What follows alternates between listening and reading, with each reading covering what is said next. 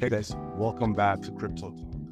Thank you for joining us on another episode where we talk about the rise of cryptocurrencies.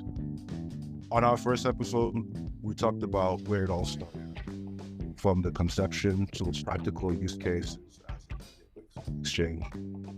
And on our second episode, we went right into the money, talked about how it changed the 21st century. We talked about how people got money and how certain this is the creation of cryptocurrencies and technology. So if you haven't seen those first, you go back, you listen to it, and let us know if you like it. If you forgot thing, if something seemed unclear to you, let us know what you think. We want. So today, into the future of cryptocurrencies. We're going to look at where the cryptocurrency market is today. Is it a massive? We're going to look at the blockchain, what it offers beyond finance. We're going to explore challenges and opportunities of crypto. And at the end, we're going to talk about what we think the future of cryptocurrency holds. But before that, Fareed, how was your weekend? What did you get into? Did you get yourself a Solana phone? It's the weekend and the week so far has been nothing short of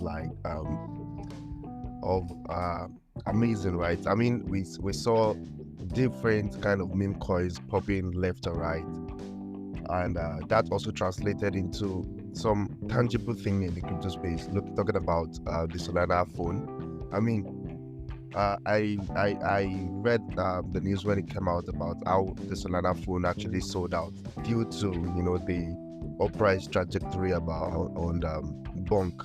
I mean, that's phenomenal, right? Absolutely. So it's something that is actually very, very nice, and this is something it goes along to tell about the importance of community, and even the community, and even like the decentralization mood of crypto in the crypto space. How things don't have to be that serious. How you don't have to come with a lot of strict marketing marketing rules to actually sell out. You just have to, the price, just like they say in crypto, the price is your biggest marketing. So I mean, it's amazing. Absolutely. I mean, especially, Web3 seems fitting for the new generation of people out there in this world today. So I think we're not taking things too seriously in this space. So just to kick off, the episode, what are some of the things when we're looking at cryptocurrency market today? Like, what are the is it an adoption? How does the industry look right now when it comes to crypto? Yeah, I mean, I think we're right now trying to follow up with what we talk about in the first segment of the rise of cryptocurrencies. In the first segment where we talk about the past, the second segment where we talk about the present, and now we're basically talking about what do we look for in the future of crypto, right? And now probably what are certain things that can actually translate into probably cryptocurrency becoming different things that people think. Some people think, okay, crypto will become or Bitcoin will become the reserve currency. Some people think Bitcoin will become a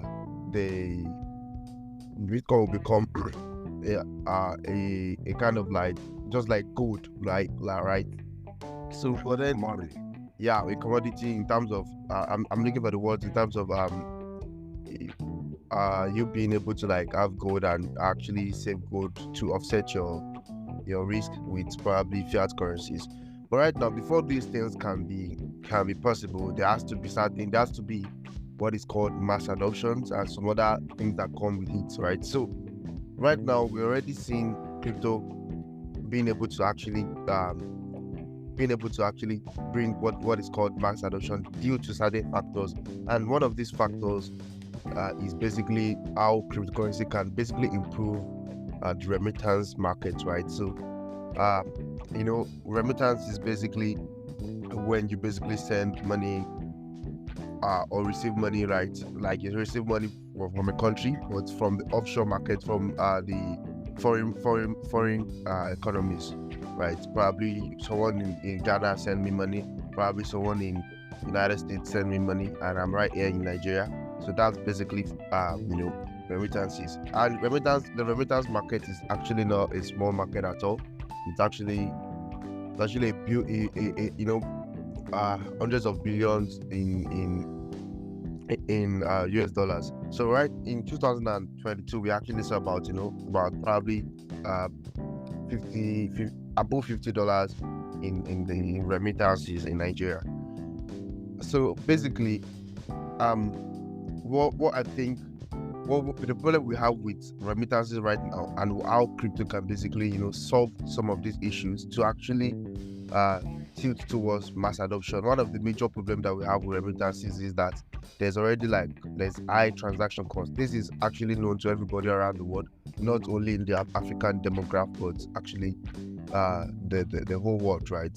Absolutely. Now, like for example, I want to basically send some money to someone, to a man in probably Sierra Leone. I'm going to actually incur a lot of transaction cost as opposed to if I actually use Bitcoin or I actually use some sort of currencies. Another one is basically there's a lot of time differences, like right, there's productive time, transaction times, right? So if I'm trying to send you some money right now, I'm probably going to have to wait for days. Sometimes I'm trying to send money to probably someone in Germany, or I'm trying to receive money from someone in Germany or things like that. I'm probably going to have to wait for days, sometimes even weeks, depending on the financial institution. So that's another huge problem that we have in remittances now. And there's also like limited accessibility. Not everybody actually has access to these institutional services, and they can't actually probably have a bank, go to the bank. There's a lot of hassles that come with it. So there's a lot of all these challenges that we have with traditional cross-border remittances. Another one is basically conversion of these funds. Like, right, I have the British pounds, and I'm trying to like send some money to Nigeria. Trying to convert it is another problem that comes with the remittance issues. However, with the advent of crypto, right, personally, myself, talking about personal, using myself as a case study, since about 3 years ago, Yeah.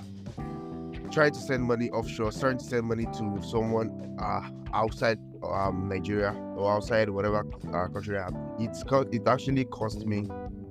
I actually make use of cryptocurrency these days, unless probably the other person who is actually doesn't have the know-how of how to use cryptocurrency. Then sometimes I even teach the person, or I basically just maybe try to opt in for his services. But most of the time I make use of cryptocurrency. And why do I do this? It's because of most of these problems that I mentioned. Cryptocurrency solves it. We have reduced transaction costs if I'm trying to like send money to anybody, and with that I can basically send you millions of dollars, right, with transaction cost of pennies. It's actually not possible in any industry, fiat, commodities, anything you try to send. If you try to do that, with a lot of bureaucracy that comes with it, a lot of transaction cost that you're going to pay. Sometimes it's even up to 12% or what have you of me trying to send. Imagine I'm trying to send someone $1 million, and I'm probably going to pay 12% in sending and receiving fee. Both of us are going to pay about 12% cumulatively. That's already a lot of money being lost to a lot of like intermediaries and all this bureaucracy that comes with it. But with cryptocurrencies, that it eliminates it. That's why Bitcoin is basically a peer-to-peer payment system. So those are part of the things. There's also like enhanced transaction speed. I can able to like send you immediately. When I decide to send you a Bitcoin right now, as you're in Sierra Leone, all I just need is probably like about validations, about 5 confirmations, and that's it. It's almost there instantaneous.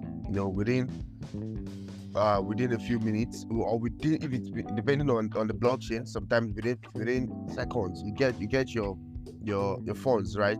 So the same thing applies with that are some of the advantages that comes with cryptocurrency based remittances. There's increased accessibility.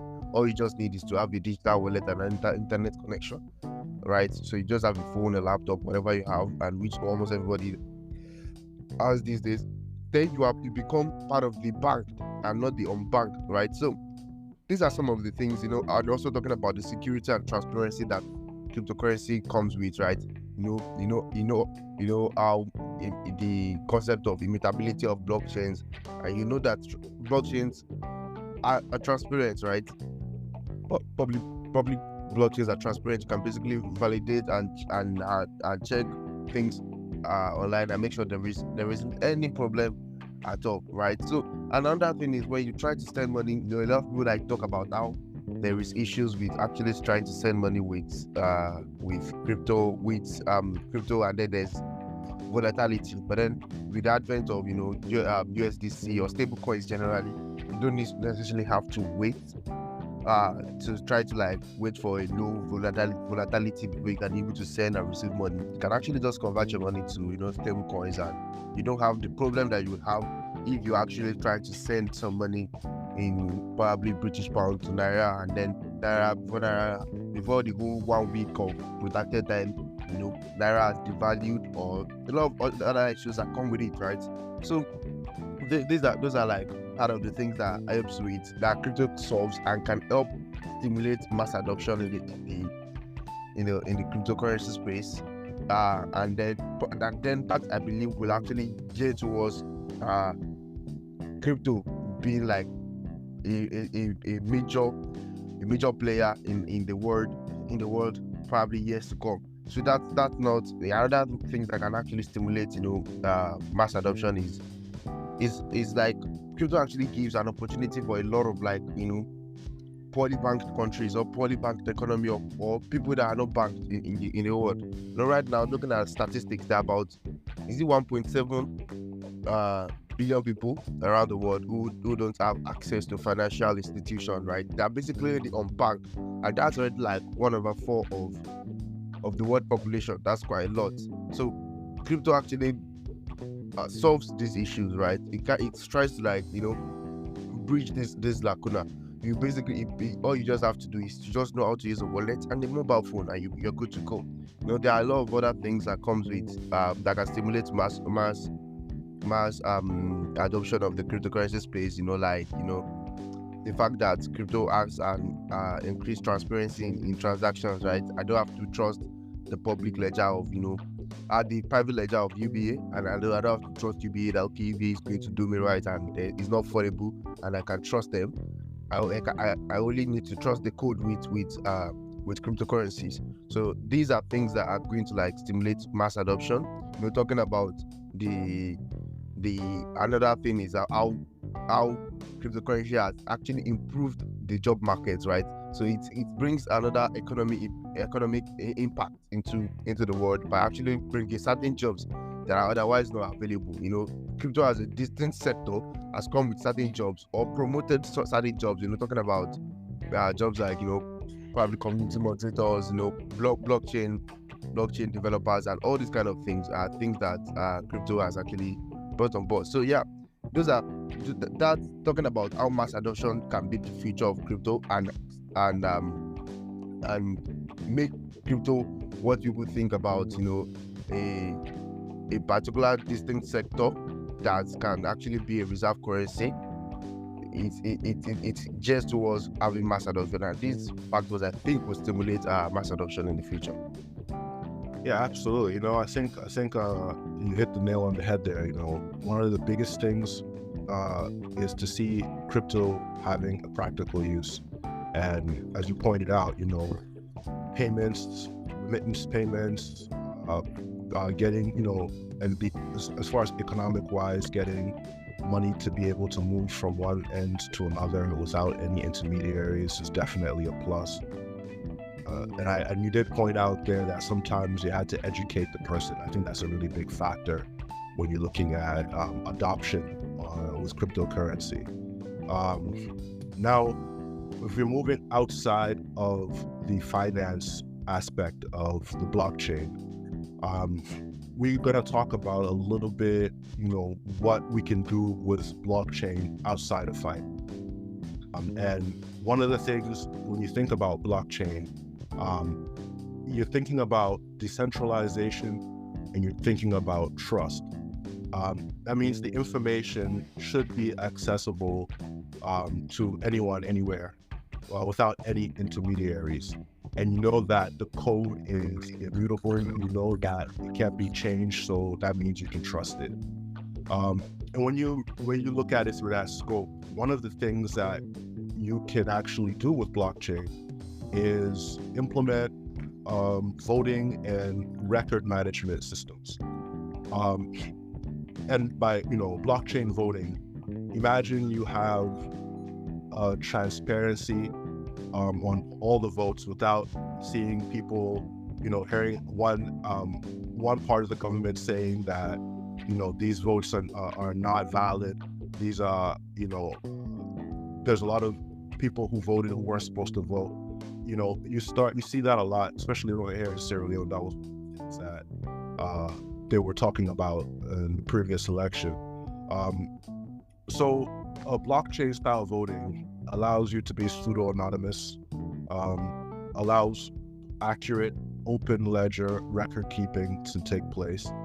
There's a company out right now called Follow My Vote that started this blockchain voting system and is actually doing pretty well right now.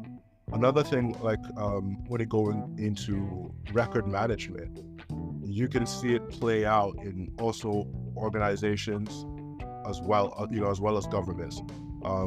According to the CEO of Yellow Card, 2/3 of the world's countries consider their government to be highly corrupt. So you're looking at a lot of people, if you ask them, they're going to be like, well, I don't believe what my government says, or, we don't trust how they're handling the money in our country. So a lot of the times when you're talking about record management, especially in these parts, you tend to see that there's either a lack of proper record keeping, or there's always some type of corrupt active record keeping. So that's one thing, again, that that blockchain would be able to assist with because of its transparency. When you're looking into something as supply chain, especially, let's say, for instance, in the mining industry, we can now keep a better record of the resources that a country produces. So whether it be gold, titanium, uranium, these things can be backed digitally in the blockchain ecosystem, where it being accountable, it being accounted for, would allow transparency, and everyone would be on the same page, so to speak. One of the things that will help out with would be, reducing fraud, reducing counterfeiting when it comes to producing these goods. Sometimes, you see a lot of the times where people come and invest into these natural resources, and then you have a lot of scams that are involved with these minerals and resources. So, another aspect blockchain actually help out with would be real-time monitoring. It allows you to track the status of these goods, especially when you're talking about perishable items, certain industries like food and dairy industry. It allows, careful handling. A lot of the, it all ties back into record keeping. And even though when you're talking about healthcare interoperability, that's also an aspect of record keeping, where a patient would have his or her medical record updated on the blockchain and can allow permission to healthcare professionals to take a look at, to give them accurate, healthcare. So this is something where you see a huge potential for blockchain. And this is globally, not only in Africa, but literally anywhere in the world. These blockchains can be implemented and used to get better quality services, And when you think about all of these use cases outside of finance, we tend to we always see the opportunities. We see that there's a lot of things that are capable, but there's also a lot of underlying factors that would have to be, in place before we can actually implement some of these changes. And when you're looking at the challenge, we're talking about scalability. That again, it's a very new concept. So we will have to educate people into knowing what crypto is and what, they don't really have to understand, you don't have to understand like the intricate details of how the technology works. I think the education part also means that industries within the Web3 space are learning how to make a connection between the everyday user who uses, Web2 applications to be able to use Web3 applications without seemingly even knowing there's a difference. And I think once we get to that level of scalability, you'll see, mass adoption of cryptocurrencies and the blockchain usage, in general. Another one of the challenges that we'll be looking at is the regulatory uncertainty. Right now, crypto, a lot of money is being moved around. Money is moving from country to country. It's obvious, there's gonna need some type of regulations, separate the everyday users with the bad actors. And I think this is something a lot of companies are trying to find clarity on when it comes to what regulators are actually looking for and how it fits within the framework of the blockchain. So sometimes, when we're talking about securities, there's a lot of, within the industry, there's a lot of argument between what's a security, what's not a security. But once, I think all of those things, once that, is clear, and I think, countries like Dubai are really leading the industry when it comes to regulatory framework and helping with adoption. You see a lot of the times that, they are in the forefront of making clear guidelines for companies to operate, and you have some of these other challenges, like a lot of the time people are talking about environmental challenges, but I think cryptocurrency and Bitcoin had a bad rep in that sense because there's a lot of misconception thinking that the mining of Bitcoin or cryptocurrencies to the environment, which I think it's hard. I mean, it's even hard to even prove that because anybody can really set up a mining rig anywhere in the world, and there's no regulation really as to what type of, depending on where you are in the world, there's a very difference in regulation on what's considered regular source of energy and alternative sources of energy, and how much of those are being used within these mining. So that's one aspect. But then again, a lot of crypto miners are actually using the cheapest source of energy to mine their cryptocurrencies because essentially it's in their best interest to reduce costs as much as possible. So that's why you see a lot of miners are using hydroelectricity they're using captured methane gas, which actually helps the environment because unused methane gas gets burned into the atmosphere. So if we're converting that, it becomes a usable energy to actually cut down on the greenhouse gases. So when we're looking at these challenges, we have to really understand what's really going on in the background. You always have to do your own research.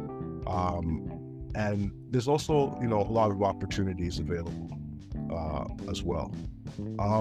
But going further, what do you think the future of cryptocurrency looks like? Like how in the next 10 years and the next 20 years? What do you think? Where do you see it going? Yeah, I mean, taking a look at some of the things that we talked about, talking about how we know that cryptocurrencies can actually improve a lot of sectors, not only the financial sectors, looking at, just like you rightly said, the supply chain, the healthcare, the voting system, a lot of things that, that we talk about as how cryptocurrency can improve remittances, financial inclusions, and among that. I believe if these things have been done right, if we are able to achieve this, crypto will definitely be a sector on its own. And I believe, looking at it in terms of market capitalization right now, whereas we are about 1.7 trillion in the whole cryptocurrency market cap. I think crypto as a sector can easily go to be like something around probably about 7 trillion shouldn't even be perfect in the next 10 years, in the next decade. I mean, the last bull run we saw the whole cryptocurrency market cap go as high as about 3 trillion, I believe. So I believe in the next decade we shouldn't have any problem having the whole cryptocurrency market cap in around 7 trillion, 8 trillion. So yeah, but then we have to also bear in mind that for this to be achievable, right, certain things need to be solved, right? Like the scalability issues for everyday persons to be able to use crypto, to be able to use crypto to probably purchase something in the coffee shop, or to actually purchase something in their local market or things like that. And then the environmental concerns and the regulatory aspect and all these things that we've talked about, right? I believe if these things are being are settled with, and then the technological advancement is actually looked into in terms of the scalability, in terms of other factors that can actually get mass adoption, I believe we should not have a problem even reaching the current market cap of gold, right, which is about 10 trillion, about around that kind of numbers, right? I don't believe there shouldn't be a lot of problem for us reaching that high in terms of market capitalization. Absolutely, I agree with you. I think we definitely have a lot of room to grow. I do think, however, in the future, once cryptocurrency does get mainstream, I think that would make it very easy for a lot of people to accept it. Before, it had a negative connotation, but I think once a lot of the bad actors and a lot of regulatory influences get in there, a lot of institutional interests and investments get in there, you're gonna see a very easier transition, just like how we saw with the internet. So I think that's some of the things that we looked into. I think we are going to be able to push forward with cryptocurrencies. I think mass adoption in its grassroots require utility, and a lot of people are able to use it on a daily basis. I just think it's an easier way for there's an easier way for us to do it, business, and easier way for the industry to grow. Yeah, absolutely. And I believe with everything we talk about right now, a lot of people should have been able to get one or two from the the whole three segment about the rise of cryptocurrency, the past, the future. The past, the present, and the future. And absolutely, if you actually found this helpful, make sure you share for others to actually learn from it.